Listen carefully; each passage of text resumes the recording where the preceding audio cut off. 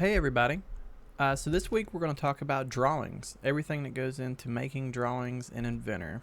You're either going to love it or hate it. I don't mind it, but some people just loathe, doing drawings on parts, but you have to detail them. That's a big part of the entire process is to detail things so that a company can make whatever you're detailing. So most people, when they open Inventor, they're going to have this screen right here. And technically what this is it's actually your home area. If you look down here on where the tabs go, you can actually see it says home, or it shows a home picture, and you can close it. It's an actual tab too. But some people may not. And if they don't have it, all you got to do is go to File Options whenever you're, anywhere. It doesn't have to be like with nothing open. You can do it when everything's open too. But you'll just uncheck Show My Home on Startup or check it to turn this on or off. I don't really use it, to be honest, but some people do. They like to see the recent files here. I find that, if you're not careful, you can open up the wrong thing or whatever. So, but for the sake of explaining, I'm going to show the different ways to open up a part and how you may or may not do it may be different. So what a lot of people do is they immediately click on one of these four icons to open up a drawing. I personally don't recommend this. This is fine. But what happens is after you've done open and close some parts, you end up with this view. So then you don't really have that option to do that. So it's good to get in the habit of just hitting new on either up here or up here. If you're on the Get Started tab, you'll see this new button. Otherwise, you can hit it on the quick access toolbar. And another reason that I like for people to do this is because if you were looking at that icon set earlier, it was going to open a DWG drawing.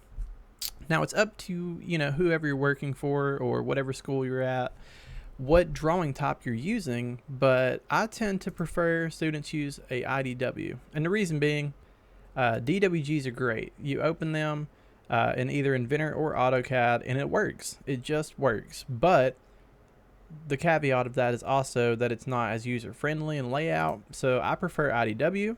Because it's only for Inventor and that's what we're working in. So, it's at whoever's discretion what you use, but that's why I would suggest not using the icon set, because what would happen is you would open a DWG every time, which may or may not be okay. And then another thing that happens, instead of hitting the new button, if you hit the drop down, you get those same four icons. And that's what happens. If I hit new right there on that DWG, it's going to fire one up instead of giving me the option for either or. Now visually, yeah, it looks the exact same, but basically the difference is it's a different file extension. And it's really not that big of a deal, like I said, but ideally, if I'm choosing here, do an IDW. Now visually, yeah, the exact same. So, pros and cons there. So I'm going to open up some stuff and then we'll just get right into this whole detailing deal.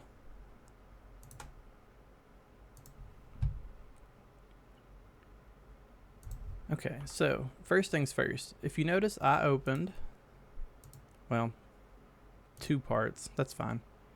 So basically what I want to do is, from this point, if I have multiple files open, when I hit base view, which is how you start this, that's the first thing you want to do. It's going to suggest the first part opened, I believe it is, or the second. There's some kind of ordering with it, but basically it'll automatically predict a certain file. So if I go and open another part, go back to the drawing and do a base view. Okay, so it's the last open part. So it's going to automatically predict you want that one. If you don't, on this dialog box, the drawing view, which you're going to be very familiar with in time, you can hit the drop down and choose any of your open files. Say if for whatever reason you don't have whatever open, you can just go and navigate to it manually, hitting this open existing file folder and pick something different, like the gripper rod in this case. But I'm going to show you another thing. I'm going to close everything but one part and go back. So now when I do a base view, it's the only option. This is actually how I like to work in a drawing. And the reason is you can very quickly place views and multiple views, like say this were an assembly, without having to worry about it predicting the wrong thing and having to go and navigate. I am a big believer in, having just that part open in the drawing. So let's talk about what all goes into this. So we talked about these two. Then you have representations, and I'll save that for another video, but I'll tell you kind of what it's about. So representations are meant to show various things. It could be like maybe you have an assembly and you only want to show part of it. So you can make a view of that assembly with part of it hidden. So then you would have like that part in there, but you would, or the assembly in there, but then you could click that view representation so it would actually not show those parts in there. It's kind of equivalent to if I were to go, I'm gonna close this. Well, actually I needed to place that, so let me just place that. It'd be equivalent to if I were to go and navigate to the part itself and find whatever and turn off the visibility for it. Now again, this is only a part, so I won't be able to show you that. Let me just place another thing in here just to demonstrate. Oops. Okay, somehow I managed to place a view way up there. That's okay. It's hitting shift. Okay, so if I look at it, everything that's on the sheet is, you know, listed in these views here. So I'll explain that in a minute, but for the sake of demonstration. So it's the equivalent of having a view rep would be like turning off a view here too, like a visibility of a part. So I could turn off these little rings. But the problem is that it's really hard to undo that versus in a view rep.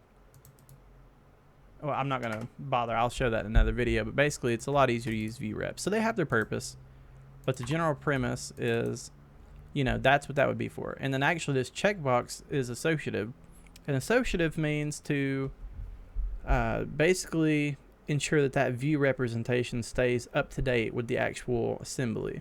If you didn't have it checked, and say, you know, you had a, I don't know, like a popping assembly, and you placed that view, but you didn't have that checkbox checked. If you went and changed the pop to be 4 feet shorter, when you go back to your drawing, that view is still going to be the exact same, no changes. Whereas if the box is checked, it's going to shrink the pop that 4 feet as well. So really, you're always going to want to check that box when you're using view reps. But again, that's for down the road.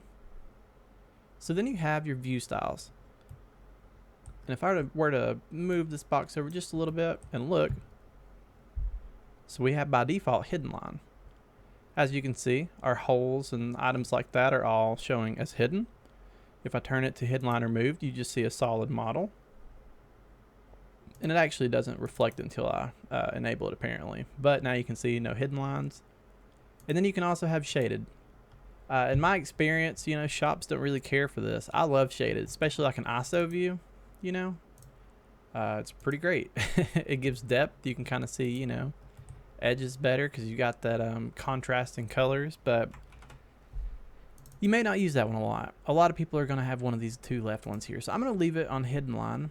And then your next options are going to be raster view, and raster view you don't want to be checked. Basically, I don't even know. This is more of like an art term in reference to, I think, vector graphics, but if raster view is checked, odds are your view will continually update forever. And what I mean by that is if you're looking here at this part, there's already this like boundary. You see that? It's like a, you know, there's some arrows, but there's also these squares. Well, a giant dotted square. Essentially what this would mean, if I were to hit OK and it still showed them, it would basically mean that it's still updating. And when raster view is checked, it'll be updating like forever. I'm not sure what the intent of it is, but you know, you don't want this to be checked. That's the bottom line. So then we get on to this area, and this is really just one section, and it's your view label. So if I hit this button, it's supposed to just show it. I'm not sure. Maybe they changed that in the newer version, but you know, basically when I click this, it should actually show it. I'm pretty sure, but apparently you have to hit OK to apply, and it toggles on and off. So you know, you can just click it again to turn it back off. But there's a lot that goes into it. So if I have it on and I hit this pencil, it's going to let me edit this label. Like as you saw, if we're looking, we have view 1 label filled out, so that's there. And the scale is 1:1. But like we're not really typing anything besides view 1 and 1:1. So if you want to edit how that's positioned or set up, and I'm going to change this name. So this is the power feed bracket for anybody that's familiar. Okay, so I'm gonna hit this pencil, and as you can see, we're given these weird gray boxes. So what these are is actually properties, like eye properties. If I were to go and click on this one, it's called View. You may see the eye property icon, you know, just like up here. There's actually various classifications for eye properties, and one of them is just for the view itself. So we have a view label property and view. So technically, this is an automated thing, and what happens is, you know, view essentially is pulling label, and then scale is actually just text. So like technically, if I wanted to just show 1:1, I would hit delete on that and leave the scale property, and now it would show power feed bracket 1:1. Personally, I like for it to say what it is though, so I'm just gonna put that back in. Remember to always use all caps. I didn't, but it should be. So then, you know, you've got your scale given, and technically if you had multiple views, there would be a checkbox there. You can also double click. Instead of like editing it in that view dialog box, you can double click the text and it brings up that same window. So once you have it set up, you can kind of just double click that, change as needed. And then I'm going to put this back on hidden line view and turn off shaded by clicking it again. They're separate options. And then I'm going to hit projected to choose this view. And I'm going to project other views. So all you're doing for that is literally clicking view and then pulling it, and it gives projected positions. And then I'm just going to click place and then right click create. All right, so now that I have that, I'm going to edit the other view. And if you notice, the difference here is it's showing style from base checked and scale from base checked. What this means is this view and these other two views, all the outside ones here, they're all dependent on this view currently. So if I were to click this view and pull it, notice the line, it stays in line with the other views. It's because they're all dependent in that way. Same here. Isometrics are a little different. They're kind of free flowy. They're not aligned, but you still have, you know, independency with an ISO view. That's pretty much the idea with it. But anyway, so what I could do technically is uncheck these and make things different, you know, so like that's why these boxes are here. By default, they're the same setup as the parent view. But if I wanted, I could make this one shaded. And heck, I could even make it smaller. You know, I could go in here and manually change the scale from 1:1 to 1.5:1. And now as you can see, even though this view is based on this other view, alignment wise, I can actually change the appearance of it as well as the scale. And if I decide that's terrible, why would I do that? I can just check these back and it fixes it. And then one more thing you can do is say you don't want them to be aligned. Maybe, you know, if I were to scale this up a little bit, maybe I've got this at 2:1 and that's actually a little too big. Whoops. Now this one, if you notice, you actually, because of the independence, you still have to go back and change it to match. But say I had something like this part's barely fitting, so I'm just grabbing this bottom left view to kind of situate it, and you know what, it's really tight, so I'm gonna squeeze this label in, try to get this dude to fit. Oh, and it just barely does. Now I would never do this, but for the sake of explanation, you know, I could have it way over here and then say, you know, unfortunately, this view, it still fits, but say it didn't fit, then I would want to maybe move the alignment. So I would never do this, by the way. I mean, this is silly how it's laid out, but I could move this guy, and then instead of being able to move it, you know, to the left or right, for whatever reason I can't, I could right click on this view, go to alignment, hit break, and then now I can move it freely around as needed. So I could, you know, pull it up a little bit and have it here. Although, again, I wouldn't recommend it. The only downside is what this does then is if I were to go to the view labels, it starts showing view AA, okay? Which, as you can see, there is a line, a cutting line, AA.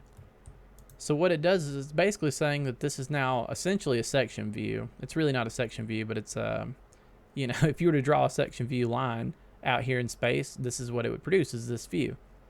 So what a lot of people do is they don't like that line there because it's confusing for some shop manufacturers. So they'll just pull it way out in space so that it's not on your drawing. I'm not sure how I feel about it, but it does make the drawing more tidy. Ideally though, you're going to want to always have good spacing. Spacing matters. Now that's too small, but if I were to go and move this maybe 1.51, I can position things in a pretty clean way. And then I'm going to right click this view and go to alignment. And if you notice, we no longer have break. I'm going to reset this to align to our original view. So I'm going to choose horizontal and then click the view I want it to be horizontally aligned to. And now it's tied back to it. You could do the same with the other ones. You could say vertical, and make this one vertically aligned, but obviously it already is. But yeah, you want to have a pretty good spacing between things. You don't want things to be too close together, because once you go to dimension, you're not going to have room. Like even this is too big actually, because once I slap in some dimensions, everything's going to be touching. It's really a game you're playing with views. You want to have a decent amount of space between the edges of your paper and the view, as well as between the views themselves. So you're going to find that you end up playing with scales a lot. And on the note of scales, you've noticed I've just been putting in these values here, but there's different ways you can put it in. I could do 1 divided by 1. Notice it works. I could do spaces between the 1, and it still works. Or you could do the colons, so I could do 2:1. Or any combination with the spacing. Some people don't like to have the spaces between the numbers, but this is essentially kind of like text, but also numbers, because you're controlling the way it's going to visually look as well as the actual scale factor. So it's up to you how you like to position them, but I like the default that Inventor gives, which is number, space, colon, space, number. And then, reposition view as needed by click, hold, and pull, just like you would in dimensions in a sketch. And that's pretty much the gist of it. So basically you have a series of view options, and, the settings for the view box, I've kind of showed the main area. I'm going to talk about a few more view options, but for now I just want to talk about the actual view options. So base is going to be when you start a view, basically. It's going to be the first view, which is why they call it the base. It's the foundational piece. So, obviously in this case, this is a base view, and actually technically, I think this is also a base view. Let me hit delete and confirm. Yeah, so it's considered a base view too because it's an ISO view. Why that is, I don't know, but any ISO view that you have is going to be considered a base. So, say you need something else, but you want it to be dependent on another item. That's where projected comes in. Projected is going to be, as we talked about, anything projected off that's not isometric. And, basically it'll retain all of the information as far as scaling and color style goes, and it'll keep it aligned, but it allows you to have easy orthographic views versus trying to do a base view and then hitting on your view cube and trying to position it appropriately to make it fit and then change all the settings. It's basically just saving you time. Auxiliary view is kind of a tricky one. What you do is you choose a view, you choose an edge, and what it'll do is it'll project a part aligned to that edge. So basically, this is perpendicular as far as what it's projecting. This is just like in, well, if you've had an auxiliary view class, you would draw these in AutoCAD typically, but you're drawing something true to size in auxiliary views. And that's what we're doing. If I were to look at this slope, this is that triangular portion in true to size. It looks true to size there, but it's really not. But right here it is, because it's perfectly aligned to that face. And, so there's some definite use cases for that, but it's definitely a niche command. You'll probably find when you're working with sheet metal or something like that, you may end up using it, but it's definitely, a deep cut one. And then you have section views, which, everybody's probably familiar with. Say I wanted to cut this part. I'm going to turn on a section view, click the view, and then I'm going to hover over this dot and pull up so it projects where that is. And I've kind of lost it, it looks like. I'm going to try to do it more carefully. Maybe I'll start from the bottom. Come on, you. Okay, so that works. It projected from the middle there. So then I could just draw, say, up above here and then cut out. And what it's going to do is it's actually going to cut this part. And I'm just clicking to add cut sections. Technically, I can stop here, or I could keep going if I needed to cut more. You know, like say I wanted to come back, I could just keep clicking. And then just whenever I'm done, click outside of the part. It'll let you go on forever. But then when you're done, you right click, hit continue. And it's going to give you options for your view. Now, it's a little bit different here. But generally, with a section view, you can just hit OK. You can kind of see a preview of what it's showing. It's showing the part cut in place. You're always going to pretty much have a full view. Sometimes if you're doing something really tricky, you might play with these settings, distance, and you know, stuff like that. But really the only thing you need to worry about is your view identifier.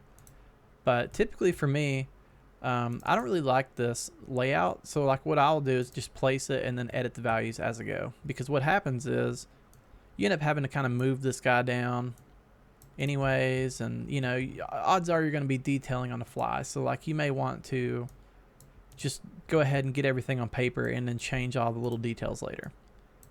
Now notice you do get that same alignment. I could go in here, and if I want to match the same setup as this one, I can just type in, I don't know, say we just wanted to keep the same name. Everybody's different on how they lay these out. I could just go in and type in power feed bracket, delete one of these, because what we're saying is section power feed bracket minus power feed bracket. So I could just say section power feed bracket, which is silly. I wouldn't call it that, because then you get a power feed bracket on your section line. It'd probably be more like section A. And then, you know, you get your A on your cutting labels, and you get this view. It's pretty nice. You know, so this one will definitely come in handy. But yeah, I mean, you know, you're going to have to play with it a little bit. It is great because you can very easily cut wherever you want. With minimal effort. And like I was saying before, technically you can do other things. Like if I were to draw out in space and then right click, it's looking at this part. So if I were to place this view, you know, like these arrows indicate I'm looking from this direction. So now I've got basically a side view, but it's actually just, you know, out in space. So section views can be useful. And then as needed, you can pull it inward if you do want to start cutting it. It's probably the best part. And then also, if you really want to fine tune it like I did with this one, I can right click. I'm going to delete this original view because it's kind of getting in the way. If I were to right click this line, I can edit this. It treats it like a sketch. If you notice, that's a sketch symbol. I can actually move it, you know, to whatever. Now, granted, you know, you have to project geometry like you would with you know, inheriting a feature in a new sketch. So I would have to go through and do something like this, but I could move it perfectly in place. And then after that, unfortunately, you can't adjust it. If you constrained it like this, you would have to go back and edit it, because you want the arrows to never be on the part like this. But I did that lazily.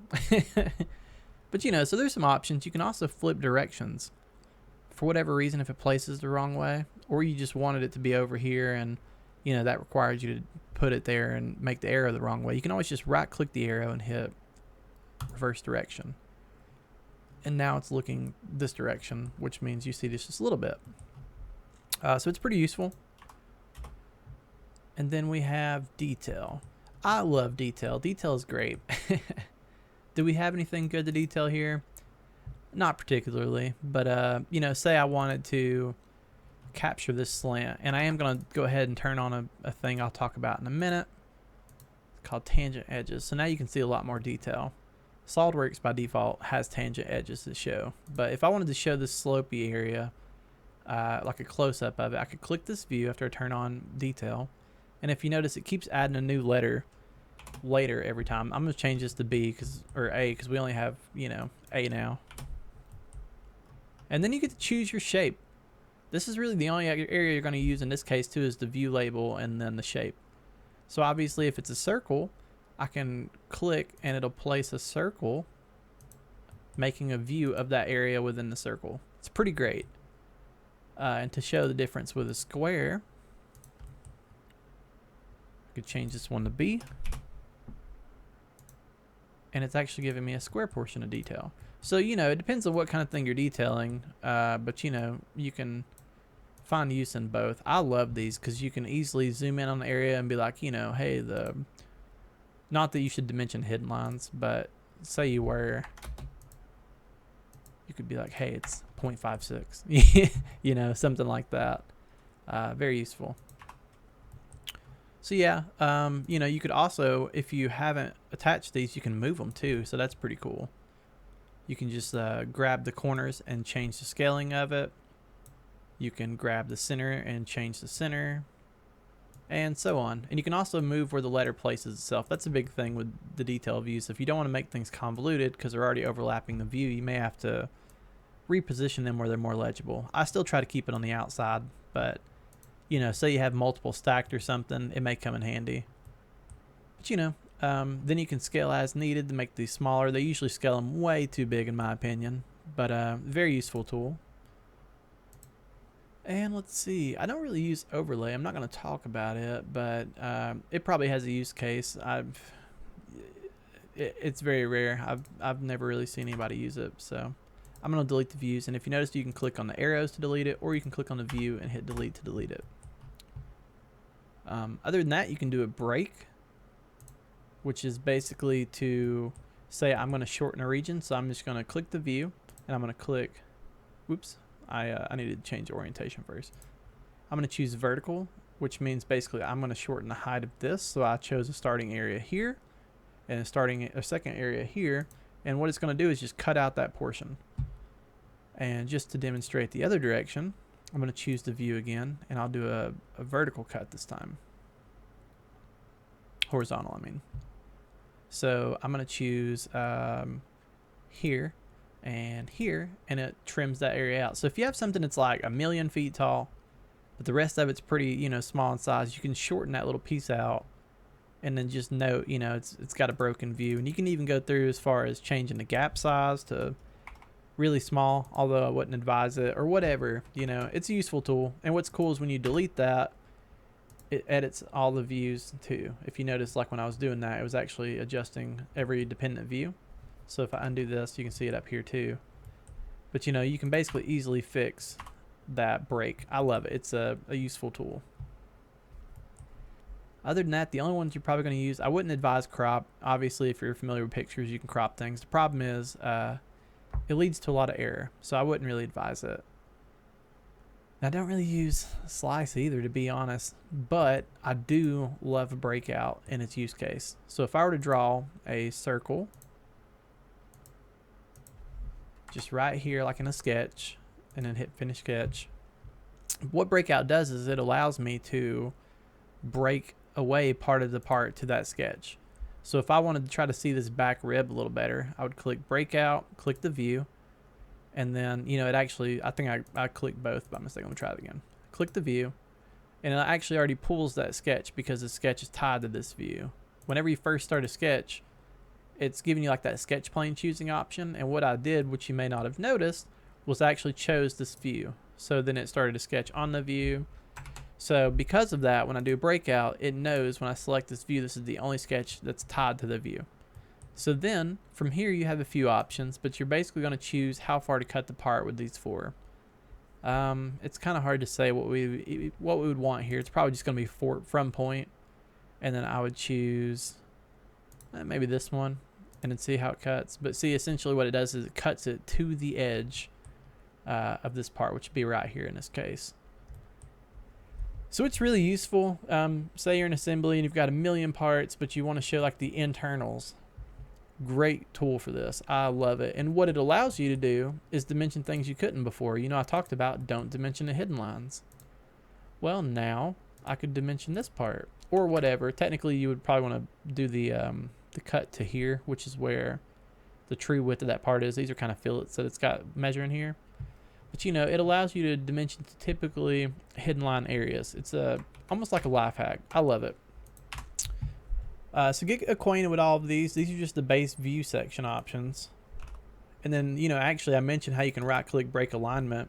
I forgot there's actually a break alignment tool. So I could just click it and click on a view, click it, and it would break the alignment. So that's pretty cool to know too. So, you know, get familiar with all these options up here. That's the view placement part. The only other thing I want to talk about on the view placement is with a part like this, I mentioned the tangent edges. So you may have problems with seeing some of the components, and if you do, it may be that you need to turn on tangent edges, which means, you know, as I've talked about many times, it's basically one of these round portions. You know, like when you have a hard edge, there's clearly a defined edge always. But these are a rounded edge. It's where, you know, you had a hard edge and it was filleted away. So it doesn't always show up on Inventor's views, and if it doesn't and you need it to, just turn that on.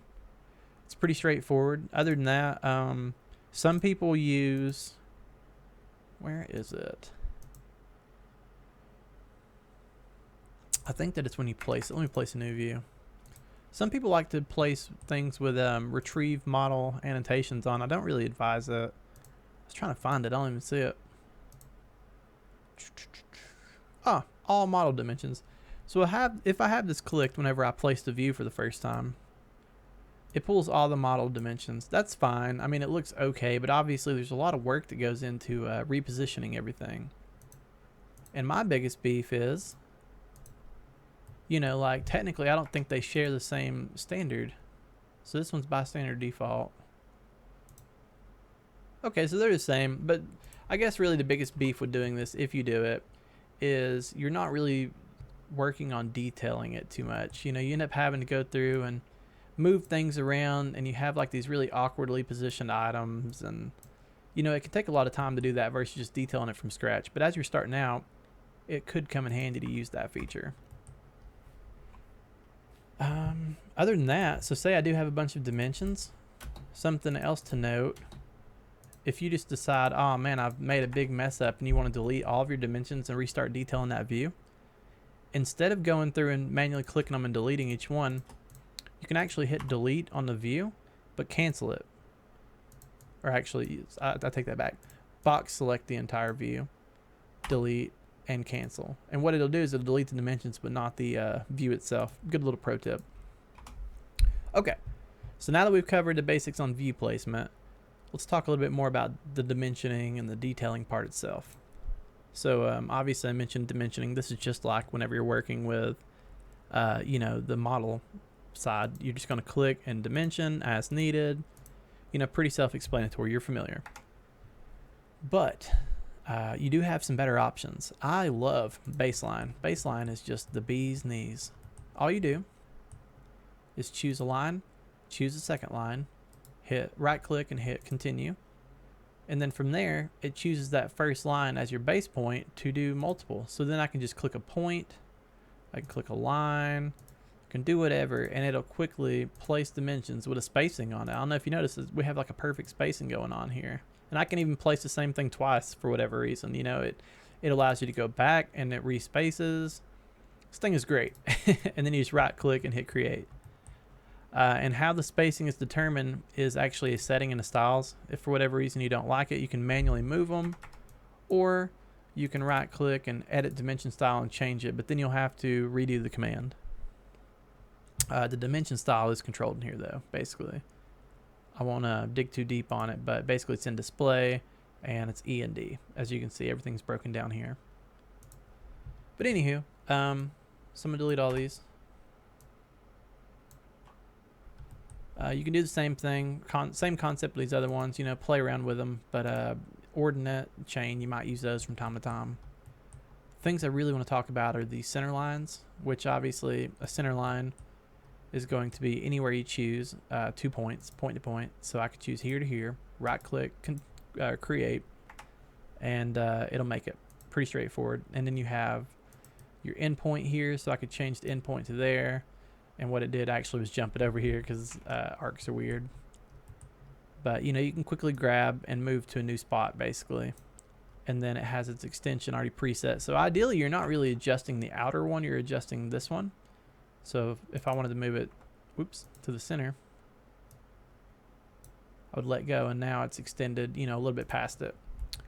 You can do a centerline bisector, which means it takes two edges and makes a line perfectly in between them, a midpoint. So there you go, it's bisecting the two lines. Super great tool. and then the traditional center point. So you can just make a center mark pretty easily. Something like this. Pretty rapid. Very nice. And obviously it goes without saying you always need to have center marks on everything. If you have a center mark on a, or if you have a hole, it needs a center mark, and if you have a hole in a side view, you need a center line going through it. Cases like this, you know, you have some overlap, you kind of just mostly ignore it. And yeah, that's mostly it. Say you needed a parts list, you could click on a view and place it, and then adjust the BOM as needed. I'll make another video for the BOM part, but just to get everybody started, the idea is what you have is a itemized list of what is in this drawing, or whether it be an assembly or a part. The information about it is all stored here, and this helps for the manufacturing process. So you would click the parts list, click the item, click OK, call it a day. Don't worry about the dialog box. You can also balloon stuff. So if you did have an assembly here, you could click balloon. You need a parts list first, but then you can click on the item, and then it brings up a balloon, and then you just right click and hit continue. And what it does is it shows what item we're looking at. If you had a chamfer, you could always use the chamfer button. All you do is click two edges, and it'll give you, you know, your chamfer information. You can do the same with a hole and thread too, which is pretty great. You know, bam, all that info just right there without having to go and dig and find them GDT symbols and all that. And then I could do a leader, which is just obviously a label. You know, just cookies, whatever. I'm a little hungry, so thinking of food. But, you know, you could basically label something and then maneuver that label later. Weld symbols. We'll talk about a lot of this later, but for now, I think that should be enough to get you started. You know, you've kind of seen all of the detailing things that you need. And then one other thing I guess I could mention is if for whatever reason you have a certain drawing sheet size that you need, you can always right click sheet 1, go to edit sheet, and there's always going to be a sheet 1 because that's the first sheet you're working with. You could change the size here as needed, and it'll actually adjust it. And then if you have your own title block, you could always delete it too. I hit the wrong one. But if you expand ANSI large, or maybe, I can't remember where it's actually at half the time, to be honest, because I don't mess with this too much. Let's see.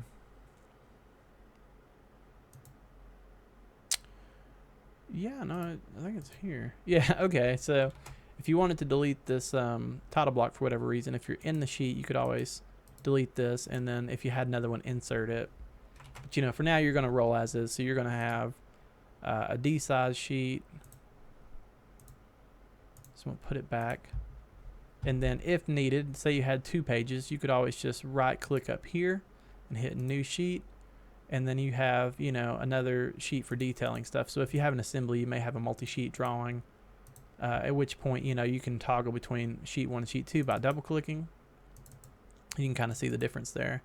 But obviously, you know, again, you're going to have to play around a lot first, but the general idea is these sheets are, you know, basically treated as the same drawing. It's one drawing file still. It's just you can have multiple things detailed on that one drawing file. And you can even go as far as renaming these if you need to put something else. Like I could have sheet 1, I don't know, BOM info. It's really not, but, you know, you get the point, you know. And sheet 2 could just be detailing. It's not really how I'd lay them out, but it keeps a colon after. That's showing the instance of it.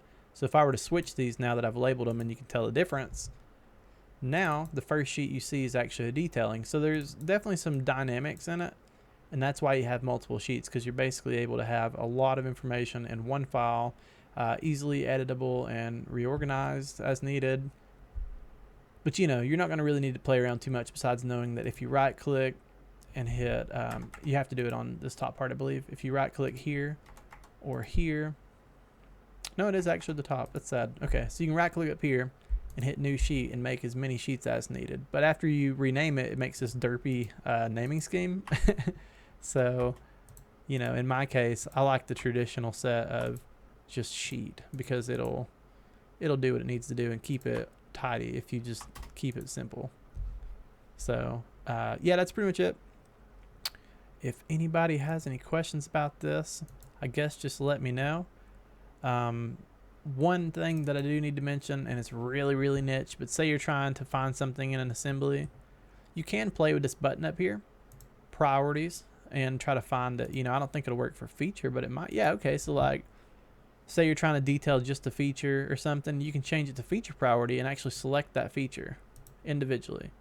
You could do the same with an edge, body, whatever, but the default is edge. So if you're trying to find something maybe in an assembly in your view, you can always change it to part priority and it'll select the whole part or whatever. But just make sure to change it back when you're done. But yeah, that's going to be it. If anybody has any questions about anything, just let me know. Thanks for watching.